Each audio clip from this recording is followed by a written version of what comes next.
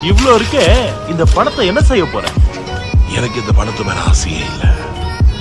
எனக்கு பிடிச்சதெல்லாம் டைனமைட், கன் பவுடர், அப்புறம் இந்த கேஸ்.